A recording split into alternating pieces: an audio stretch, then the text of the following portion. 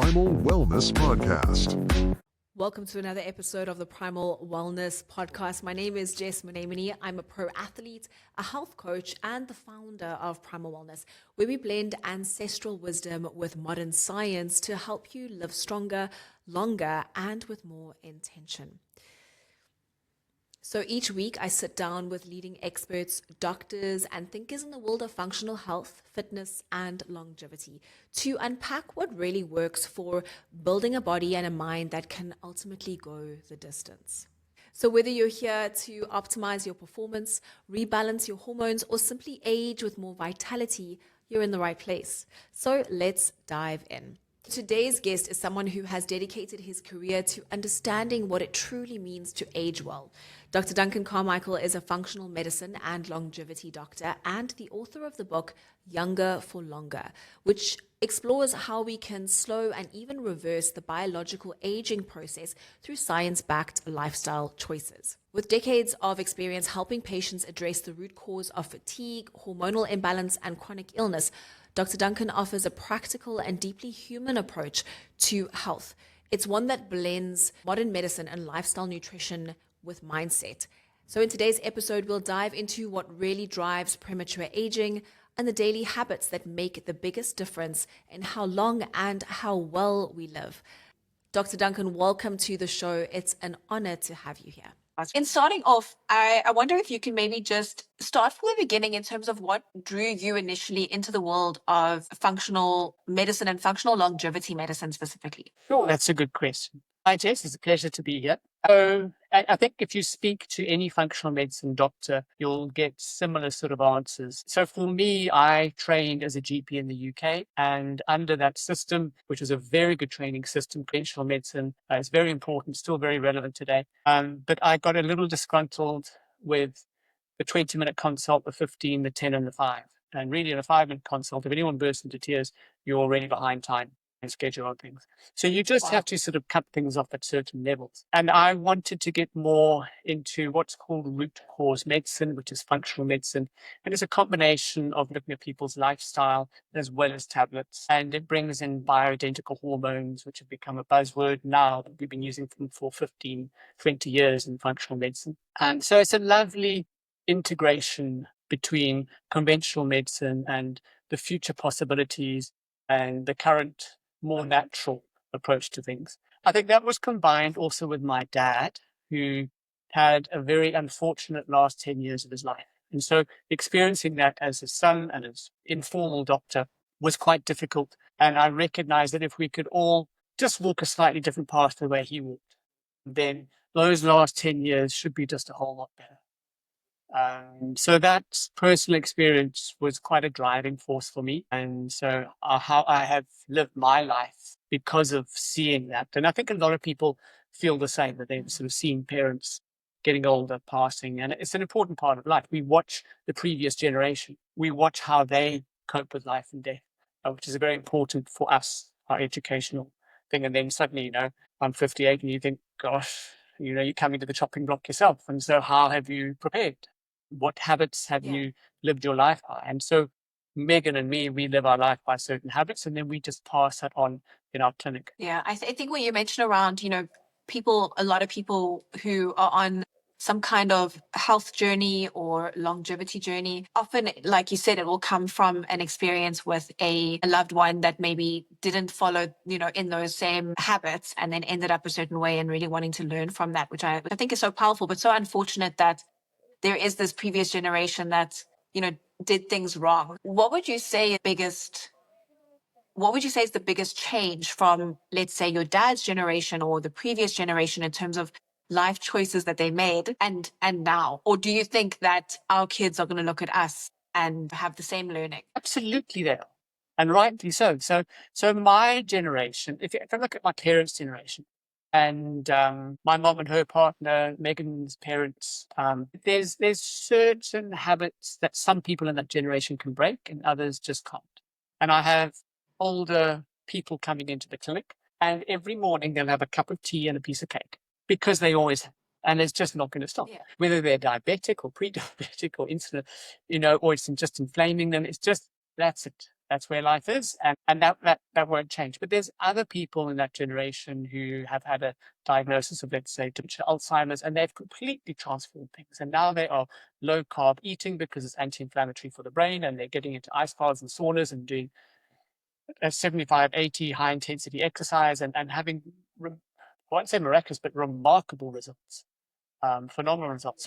So in every generation, people can do that. I think in my generation, when we were in our 20s, there was far too much sun exposure.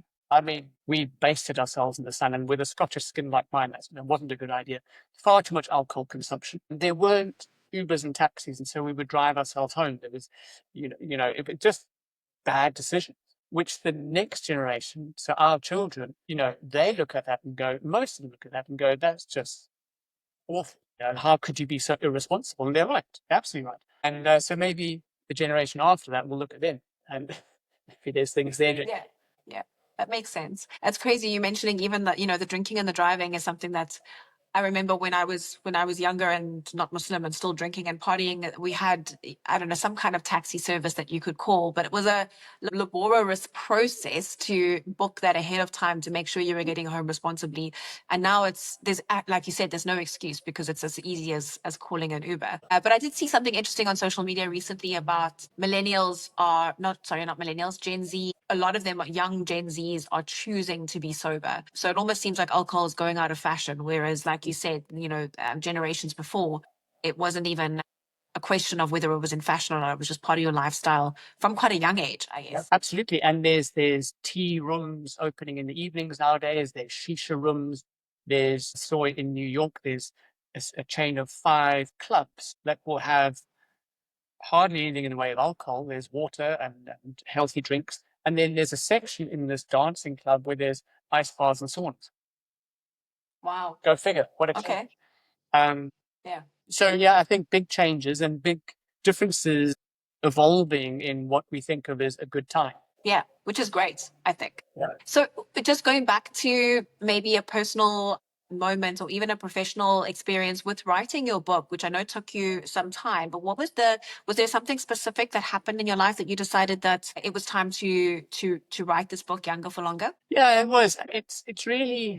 It was the first 20 years of my experience as a functional medicine doctor. And, you as a doctor, you're essentially a teacher, and you're a teacher one-on-one. And everyone who sits in front of you, you'll teach them.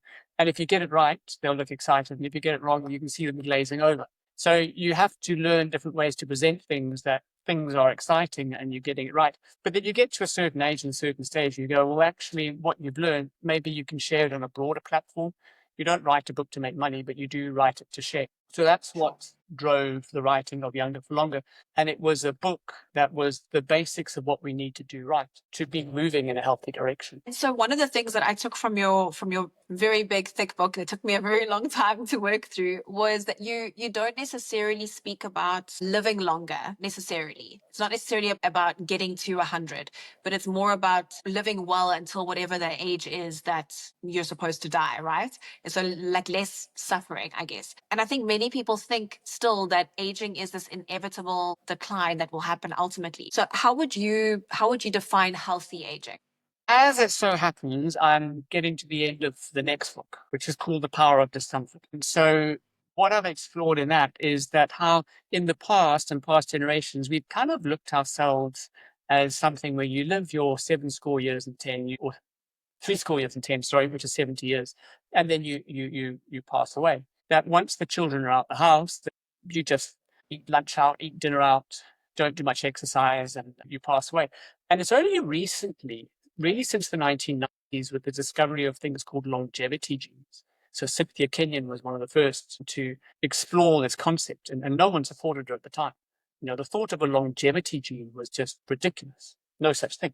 And she discovered DAF2. And from there, which was in roundworms, and from there was FOXO genes, which is the longevity genes in humans. The fact that we have longevity genes means we can influence them, which means that we can do things to upregulate that gene and other genes to make us healthy, even when we're 60 or 70 or 75 or 80. So then you start to look at things philosophically in a different way, and you start to go, I'm 80, I haven't exercised, but I could start exercising now. And then you get to people who have been doing stuff. And there was a great article in the Financial Times recently, which is 94 is the new 54, which basically said that those who are well heeled with money and who are moguls are doing very well, thank you very much. And so we know that Queen Elizabeth II died at 96, her husband Philip died at 99, and the last four presidents in the USA who passed away, all passed away over the age of 90. Jimmy Carter was 100, Bush, Ford, one other. And there's no surprise in that. 90 now becomes this new sort of thing. Moguls will, pass their empire on once they hit their 90s, not before that. So Rupert Murdoch, for example, at 92 said Lachlan, his son, can get his empire maybe one day when he dies. But he's not retiring. He's not retiring from Fox News at any time soon. So there's a whole new sort of realization that there are longevity genes. We can do stuff about this. And it doesn't mean that it has to be stem cells and washing the blood with apheresis. There's a raft of other things we could and should be doing. So Younger for Longer, the first book, was the basics of what we need to do right to get to 90. And then to get to 90 even healthier and perhaps beyond is what the new book is about. But those basics of getting to 90 from Younger to Longer was we need to sleep. We need to be in community. We need to cut down on sugar. A lot of these things people are doing more and more. We have things to monitor them. We need to be exercising. And so there's sort of 9 or 10 different things we need to be doing. When women hit menopause 5 years ago, it was, well, we're not sure if you should be taking HRT. Now we know for sure that when you hit menopause and perimenopause, so the early menopause stages, taking the progesterone and the estrogen, particularly in the biological form, the bioidentical form, will help hugely with preventing cardiovascular heart disease later. So there's more and more things coming through that are helping people, and people are realizing this. You're mentioning on one hand how you've got these billionaires who are known for, for living long lives because obviously they have access to the fancy things that can extend your longevity gene. And then you circle back to such simple things like sleep and being in community, which shows that ultimately you can activate those longevity genes without having millions in your bank account, which I think is such a certainly with the health coaching that I do and the woman that I work with, there's this misconception that because you don't have access to large amounts of funds, you therefore are kind of doomed to continuing to live the life that you're living. And that's just kind of what it is. And so people kind of come into a space of just already believing that it's written for them as it is because of a lack of access to, to fancy treatments that maybe the stars are doing. So what you're saying is that the simple things, as simple as just making sure you get enough sleep and being in community, you mentioned cutting out sugar as well as kind of the top 3. Would you say that those top 3 things would be like, if you just do those 3 things, you're already putting yourself ahead of the game? Completely. So there's a great study showing that if women don't smoke, drink moderate alcohol, doesn't even have to be 0, do regular exercise, and just don't become obese. Those 4 basic things, you live to 80. You can expect to live to 80. It doesn't say how healthy you will be when you get to 80, but you can expect to live there. So if we go beyond that and you start to do just the other things, the minimizing stress or managing stress, the sleep, the sugars, the exercise, and you can get way beyond that. And so the fact that these various moguls and royalties are happily reaching 90, the rest of us should as well. And we should be seeing 90 as a reasonable goal.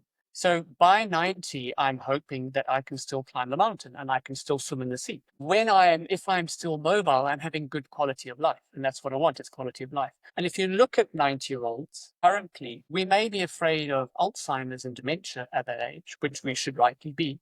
But 40% of people at the age of 90 have Alzheimer's.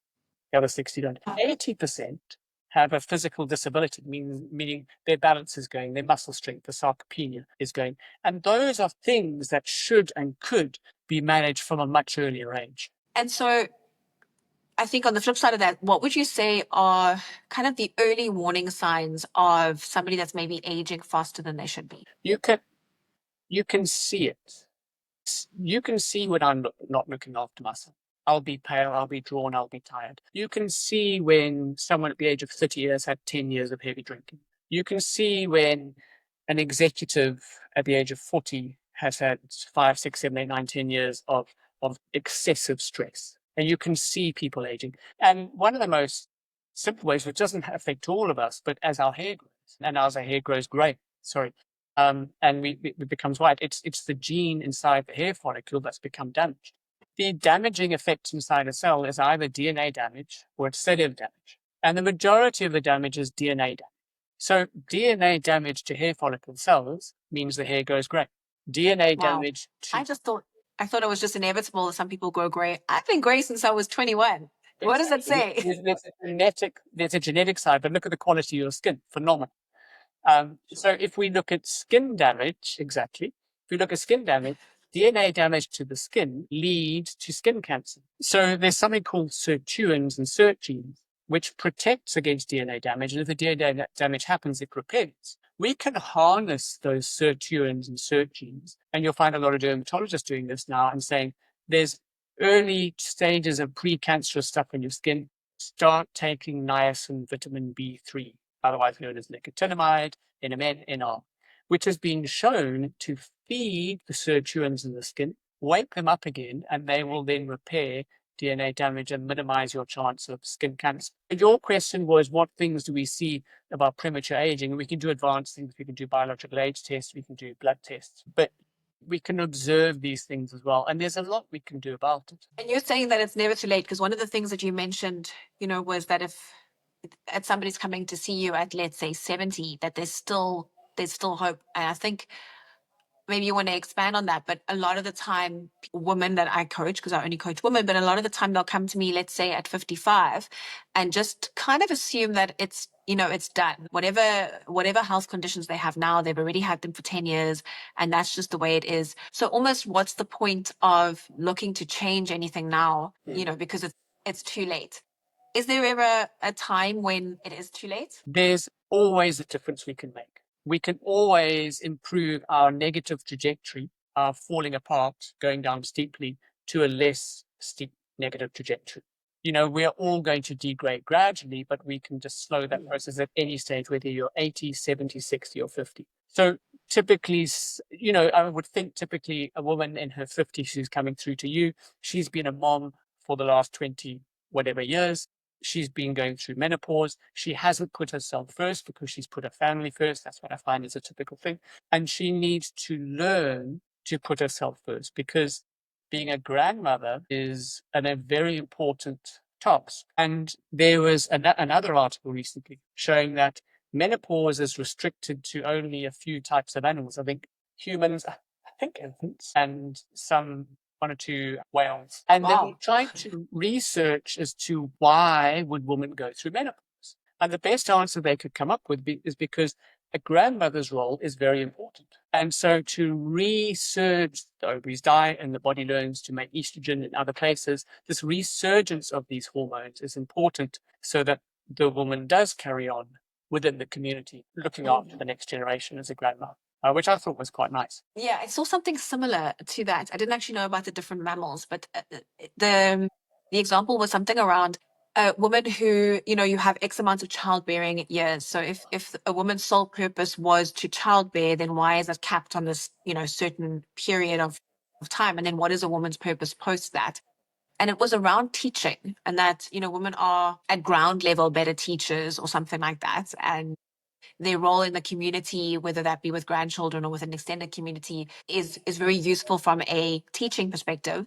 But if you're distracted with newborns and that, that kind of thing, you're not able to do that kind of teaching. So it's almost like your years of childbearing come to an end, and then you move on to the next kind of phase of nurturing, which is in the teaching realm, which I thought was quite interesting. I mean, I don't know if every woman would consider herself to necessarily be that, but in terms of maybe what, from an ancestral tribal perspective, our roles maybe looked like before. Now, I guess it's more around, like you said, being a grandmother or being career focused, where you're not kind of being distracted, so to speak, by, what childhood looks like. But for many women, that menopause space can be so all consuming and deflating that it's very difficult to even look at how to function in that time.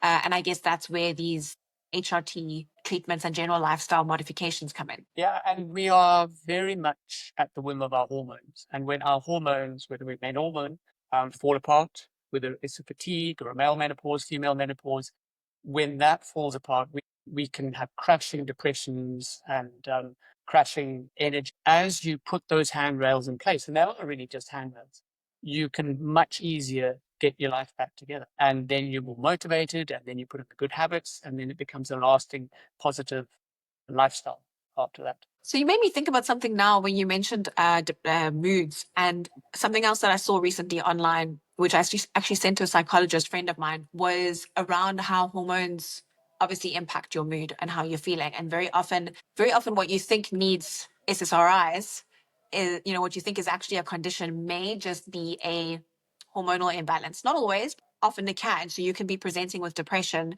to a psychologist when perhaps you need to get your bloods done, check your hormone levels first. So I was asking the psychologist friend of mine, do you ever send your clients for hormone testing or blood testing before you refer to a psychiatrist? Does the psychiatrist do it? And the answer was that for the most part, they're sending, and you'll know more than me, but if they send for blood tests, it's to make sure that whatever medication is prescribed is not going to be toxic. I think they check the liver or something, but they don't often check hormones. So then my question is, how does, as a functional doctor, looking through that lens versus looking through a conventional doctor's lens, how does that differ when something like this is concerned? Absolutely essential. I mean, you're spot on. It is very, very important. And we approach the topic of depression, anxiety, irritability, memory, insomnia as one big bag of symptoms, all related. And the most common thing for insomnia in a 45 to 60-year-old woman is going to be a lack of progesterone. And progesterone will act on a receptor in the brain that sleeping tablets act on, so the GABA receptor. And just by adding that progesterone in, the sleep can become much deeper, the irritability can reduce. So whether it is during a PMS time of the cycle or whether it is a perimenopausal time. So again, traditionally, women who don't have who've had a hysterectomy, who don't have a uterus, and they go through menopause would just be given estrogen. Well, we'll add in progesterone as well, because today we have the natural progesterone, which is not like the older synthetic progestin, which was slightly toxic to the system. The natural progesterone doesn't have that toxicity at all. So we can super safely give it. And now we get all the benefits, the calming benefits of progesterone. So that's very important on a psychiatric basis, on a psychology basis. Estrogen will help to lift the mood. Testosterone will decrease anxiety for women, for men.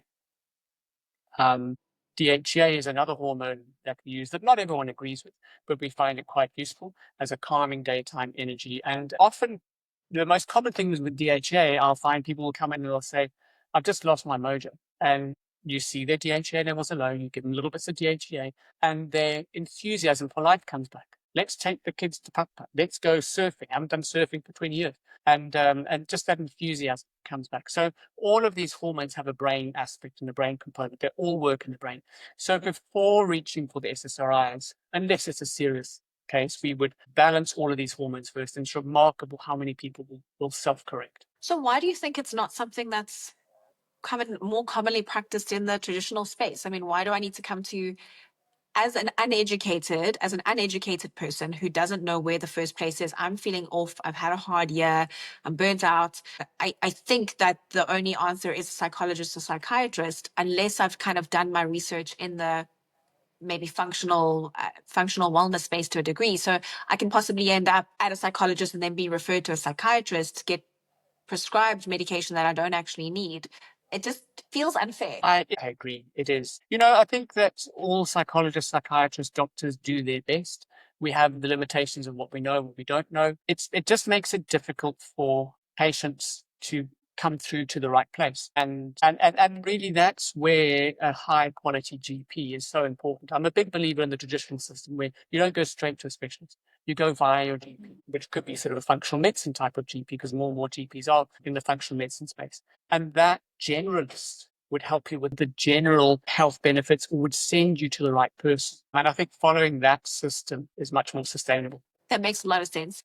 And so you say that the answer would then be kind of from the ground up, so to speak, is that you're ending up hopefully with a good GP that isn't just, because even GPs can be prescribing things that maybe they, so the hope is that the GP then does blood tests or is in that functional space and then decides what is the next kind of route to follow. And I'm not promoting it, but until about a year ago, we had Dr. Google, and everyone went to Dr. Google first. Dr. Google's died. We now have Dr. AI. No one does Dr. Google anymore.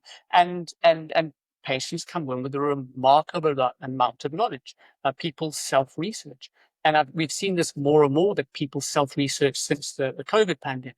Whereas through that, there were echo chambers of you either believed in this or you believed in that. And so people started doing their own research. And the whole world podcasts developed and evolved through the pandemic because people were going, where can I get information? What can I trust? So that's been a very interesting evolution. So are you finding that for the most part, you're dealing with a more educated patient now than 10 years ago? Absolutely. And the younger, the more educated. And so, if I look at 70-year-olds, they're becoming more and more educated, 50-year-olds, even more so. But the millennials and the Gen Zs, they're picking it up off Instagram and TikTok and YouTube, but a lot of knowledge.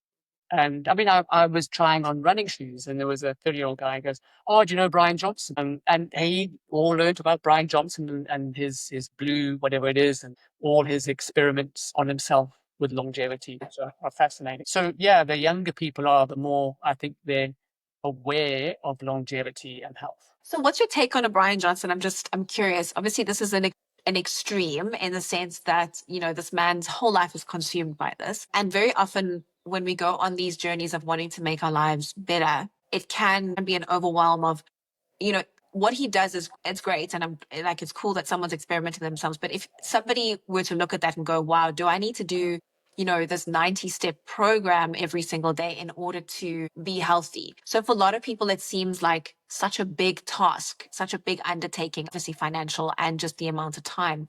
What's your take on him as somebody? I don't even know what I'm asking you.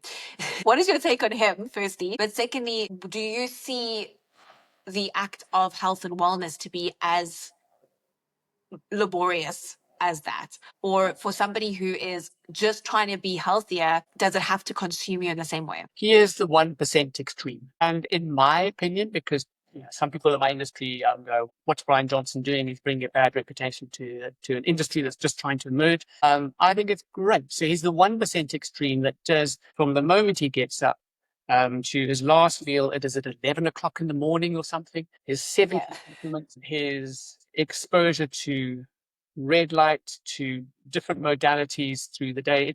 It's a non-stop paradigm of longevity. And he has, is it 20 doctors looking after him? So, but I want to bring one example of where he has promoted something as being bad. And my take on it is that he got it wrong. And the topic is called autophagy. And autophagy is cell cleaning, and it's very important. So we talked about DNA damage, but there's also cell damage, is the other half of the damage we get as we get older. So within the cell is either building or it's cleaning. It can't do both together. So we talk about building, anabolic, muscle building, taking protein, taking creatine. And in a way, the world has become a little obsessed with that. There's only the traditional cultures who will slow down and go, we're going to fast for a minute. We're going to fast for this period of time. We're going to slow down. When you're fasting, you're not doing all that weightlifting, high intensity exercise.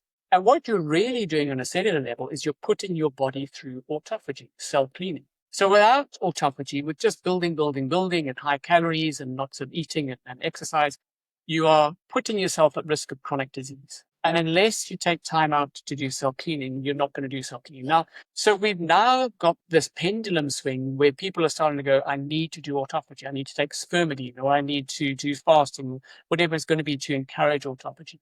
Brian Johnson took it to the extreme. He did 5 years of a tablet called rapamycin, which is the ultimate autophagy tablet, at double the dose anyone else was taking it, plus spermidine and various other things, which is essentially polyphenols, so plant chemicals that help the autophagy process.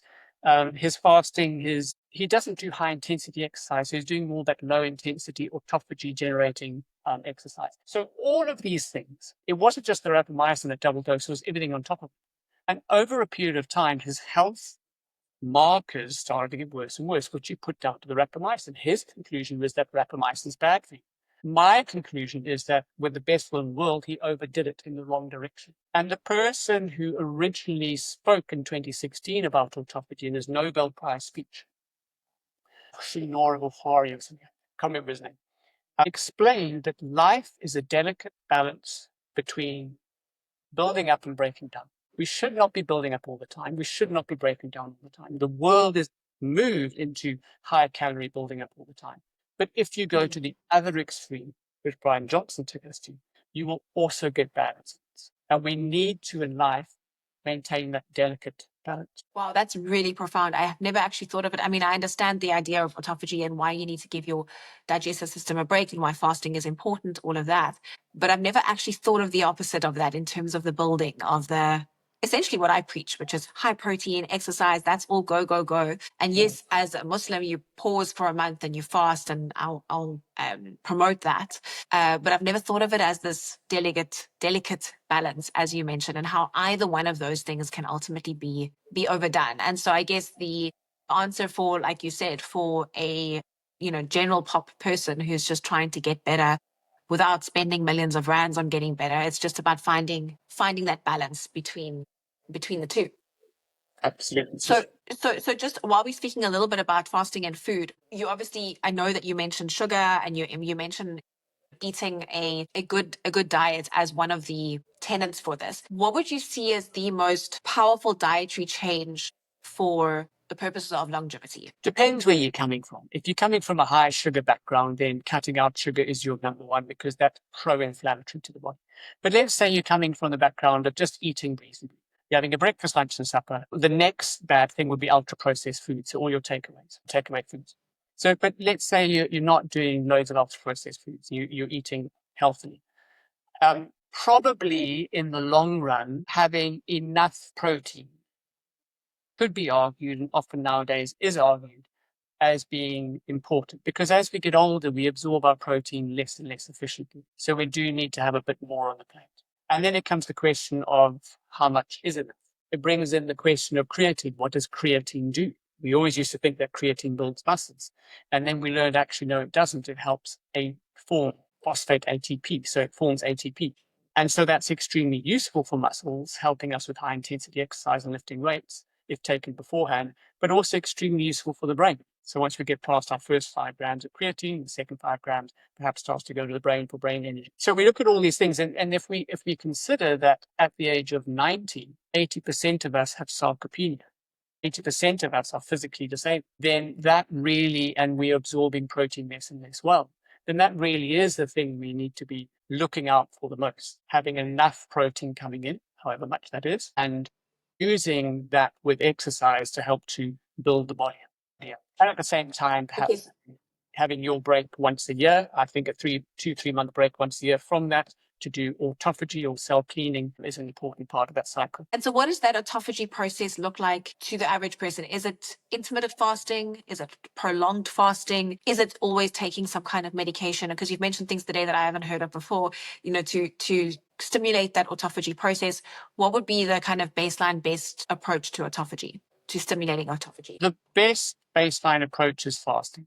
And it can be as simple as intermittent fasting or time-restricted eating, where for either a period of time, a month or two, a week or two, you might do fasting where you are only starting to eat at 11 o'clock in the morning or 12 o'clock in the morning. If you are otherwise healthy and your hormones are healthy and you don't have infections, you would very happily and comfortably do that. You could look back, though, at the hunter-gatherers and their lifestyle. And you could look at some of their habits where just by design, they didn't and don't have refrigerators. So you will spend time having meat and then you won't have meat and you won't have a lot of food and you're eating roots and shoots. And then you decide after a couple of weeks of this, I'm quite tired and we need to get some meat. And so you go on a hunt, but going on a hunt is just not walking down the road and shooting something. You need to chase it. And as humans, we are great at outrunning our prey. So you chase, you shoot, you carry on chasing, then you drag this back. And then for a week, you have this meat and high calorie, high protein, and you're being anabolic. And then there's a period of time where you are catabolic or autophagic, you're cleaning the system up. Traditionally, as humans, we would live in that sort of cycle where you have plenty and then you don't. So we could reenact that now, and I try to do that, where I will take January, February as my cleaning months. where I'm not doing high intensity exercise, I'm not doing any competitions, and I'm certainly fasting. And then I might add in supplements. And probably the most famous supplement that we've realized that helps autophagy is the one I mentioned called spermidine, which without it, you can do all the fasting you want, but the autophagy won't switch on. So spermidine you'll find in some South African supplements. One can get more complicated. I mentioned something called rapamycin, which is an off-label use of a tablet. It's fascinating in how it was discovered and how it's been used off-label. And whether rapamycin does or does not become the world's first longevity medication doesn't matter, because the research we're getting from it to explain autophagy and how important it is really what's important. Okay, interesting. I like that. So what you're saying is that I think a lot of people have looked at this intermittent fasting as a ongoing part of your life. So it's 5 days a week or 7 days a week, and I don't eat from this time to this time. And a lot of people see really good weight loss results through that because you're obviously constricting the eating window, etc. But for a lot of people, myself included, the idea of intermittent fasting stresses me out. So the minute I know I'm fasting, and then all I can think about is the fact that, I need to eat food. So to commit to it from an everyday process for myself personally, and for many people, doesn't feel viable. But I like the way that you've positioned it very similarly to our ancestors, and how you would have periods of less availability of food and then periods when there was food in abundance. And so you can kind of go through seasons of feasting and then seasons of fasting, essentially, which for me anyway, from a Ramadan perspective, makes sense because there's this month where it happens every year anyway. But I like the idea that you mentioned around like a Jan Feb cleaning out of the system, essentially, to start the year in a good place. That sounds pretty cool. I want to try that. Yeah, and I think a lot of the traditional religions have fasting in it. They knew something that perhaps we haven't taken on. There was a lovely study which looked at, I think, about 30 young Muslim men fasting through Ramadan, and they showed that during that fasting, they switched on autophagy. What's interesting about the Ramadan fasting is it's a dry fast, and most people don't do a dry fast. So you're cutting out the water, the liquids during the day as well. And I think that needs to be explored a bit more. That side of things. So we are running out of time, but I think just in wrapping up the last few questions, the one that I've got for you is around supplementation, and that in itself is you mentioned creatine as one of them, but that in itself is overwhelming for a lot of people. When you sit and go, okay, you definitely are. 90% of the population is deficient in magnesium, and you can definitely use creatine. And then suddenly the list keeps piling on. And for some people, it just seems like, they can barely remember to brush their teeth in the morning or whatever it is. And now you've got this massive list of supplements that you need to take. And then the question is around, which ones are actually beneficial in terms of the quality. Can I just go buy something off a shelf in a chemist? Is it going to be the same as something that's more expensive? So if you were to recommend kind of 3 to 5 foundational supplements that can really make a big difference to anybody, what would those be? So I'm a big believer in less is more on this topic, and we all tend to accumulate about 20, 30 bottles in our kitchen of all these supplements, and they just accumulate. So my top of my list is probably a high quality multivitamin. So by high quality, I mean, one, if you look on the label, there's not folic acid in it. There's methylated folate. There's methylated B vitamins. And so it's not the cheaper vitamins, it's usually the more expensive. Plus we get all the minerals in it and various other things. And if we were to take that sort of tablet even twice a week, it makes a difference to what we're not getting in our diet. Just because we don't have the variety of, let's say, 30 plants a week, and just because within those plants we don't have the minerals, the magnesium and zincs and copper and stuff in the soil, we're not getting the minerals we need. So that's my number one. My next favorite is probably an extra magnesium at night, because it helps sleep, it helps muscle, it's very calming on the system, and again, it's deficient in the soils often. So magnesium glycinate, citrate, various types of quality magnesiums. Then from there, probably the third is the high quality fish oil. So the EPA DHA. But if it's smelling fishy, it's not high quality. So you've got to do the sniff test to make sure it's not. Then it's starting probably to go a bit rancid. And lovely study showing DHA for the brain, EPA for inflammation, pain in the body, but has been shown to help cardiovascular, heart, triglyceride levels. So quite a lot of information around that. And the next one is probably my vitamin B3 I mentioned, which is the niacin or NMN converts into NAD. People are doing NAD drips. And that niacin vitamin B3 is particularly useful for protecting our SERT genes, and the SERT genes protect our DNA. So as we get older, from the age of 50 or so, I think that's useful. If I had to choose one other, it might probably be CoQ10.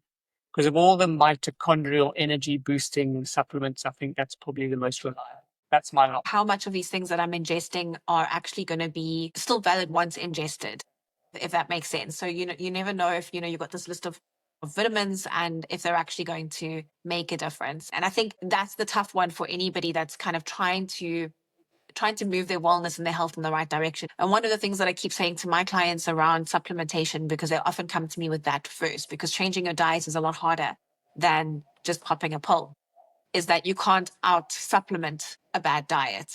But obviously, the things that you're listing are things that ultimately we're not getting in our foods. Is that what you're saying? These are things that we're not getting in our foods, rather than these are things you should be taking while still continuing to, eat processed foods or carbohydrates. Yeah, I think there's a topic we haven't been able to get into because there's no time, and it's such an important topic, is our food gut flora. So the gut flora is immensely important. And we talk about nowadays the estrobolome, so the estrogen flora in the gut that help to process estrogen back into the system or decide that estrogen in women is going out of the body. These bacteria are directing these things. There's certain bacteria that grow with the sugar state. And if we cut the sugar out, they send messages to the brain and tell us we're hungry. We get really controlled by the flora in the gut. So that whole 30 plant a week challenge, which I think Zoe in the UK, Tim Spector, various others in the States have brought to the table, so to speak, is very useful. We're getting a lot of benefit from trying to have the variety of plants, not just broccoli and cauliflower. I just want to maybe mention one thing, which is in the 1990s, because you said, what about the absorption of these vitamins? There was a great court case where the big vitamin companies sued a small vitamin company called Food State. And Food State was claiming that their vitamin C was better than all the others.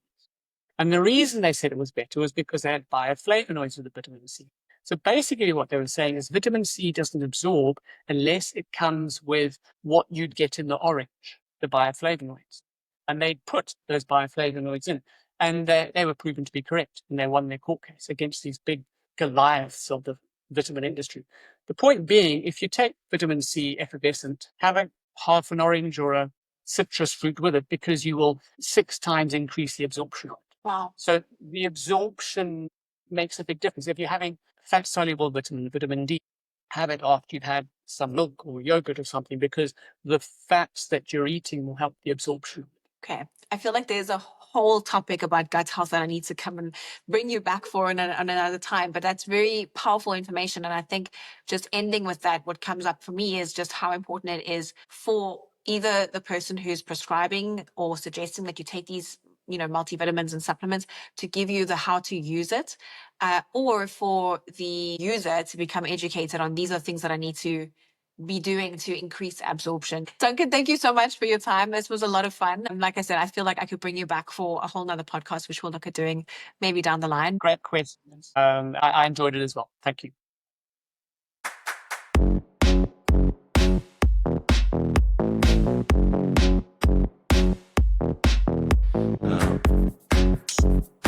The Primal Wellness Podcast.